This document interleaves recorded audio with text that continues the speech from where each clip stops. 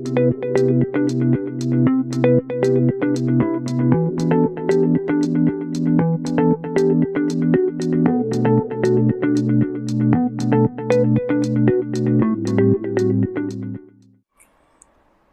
Cancer শনাক্তকরণ এর কিছু ধাপ রয়েছে, কয়েকটা ধাপের মাধ্যমে এটা নির্ণয় করা হয়।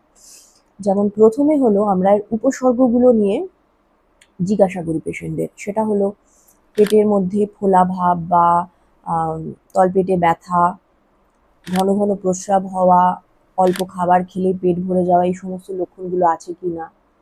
তারপরে এক্সামিনেশন করা হয়। এক্সামিনেশন মানে আমরা তলপেটের পরীক্ষা করে দেখি, শ্রোণীতে পরীক্ষা করে দেখি কোনো রকম কোনো পিণ্ড আছে কি না বা পেটের মধ্যে জল জমছে কি না। তারপরে যেটা হলো আলট্রাসোনোগ্রাফি করা হয়। আলট্রাসোনোগ্রাফি হচ্ছে প্রাথমিক ইনভেস্টিগেশন, যেটা করে দেখা হয় যে পেটের মধ্যে কোনো পার্টিকুলারলি ওভারিতে কোনো টিউমার আছে কিনা এবং সেটার আকার, সেটার কনসিস্টেন্সি, সেটা প্রকৃতি, সেটা কঠিন না সেটা সিস্টিক, এগুলো দেখা হয়। বা পেটের মধ্যে কোনো প্রকারের জল জমে আছে কিনা, এগুলো দেখা হয়। নেক্সট কিছু ব্লাড রিপোর্টস করা হয় যেগুলো ওভারিয়ান ক্যান্সারের ক্ষেত্রে স্পেসিফিক। যেমন CA-125।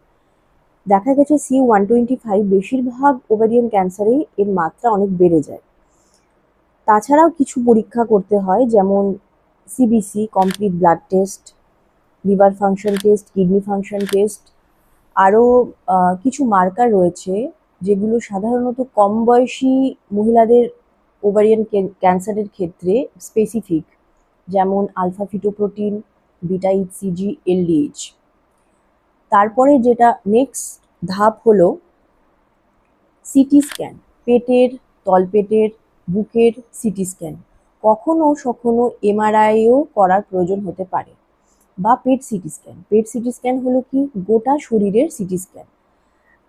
অ্যাডভান্স স্টেজগুলোতে পেট সিটি স্ক্যান খুবই জরুরি, যেখানে দেখা হয় রোগটা ওভারি থেকে আর অন্যান্য কোনো জায়গায় ছড়িয়েছে কি না।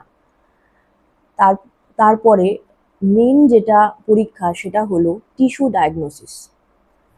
ওভারি থেকে বা পেটের মধ্যে অন্য কোনো নোডিউল বা ওমেন্টাম থেকে মাংসের টুকরো নিয়ে সেটার হিস্টোপ্যাথোলজিক্যাল এক্সামিনেশন এবং ইমিউনোহিস্টোকেমিস্ট্রি। অনেক ক্ষেত্রে টিউমার থেকে মাংসপিণ্ড নিয়ে পরীক্ষা করাটা অনেক ঝুঁকিপূর্ণ হয়ে যায় বা অনেক অসুবিধা থাকতে পারে। সেক্ষেত্রে পেটের জল বা বুকের জল বের করে ওই জল থেকে সেল ব্লক প্রিপারেশন করেও টেস্ট করা যায়। আরও কিছু পরীক্ষা রয়েছে, যেমন যেসব মহিলাদের ক্ষেত্রে ফ্যামিলি হিস্ট্রি রয়েছে তাদের ক্ষেত্রে BRCA1, BRCA2 এই মলিকুলার ডায়াগনোসিসগুলো করারও প্রয়োজন হতে পারে। এইগুলো করার পরে নেক্সট ধাপ হলো এবার রোগটার স্টেজিং করা। এই স্টেজিং করার উপরই নির্ভর করছে যে পরবর্তী চিকিৎসা।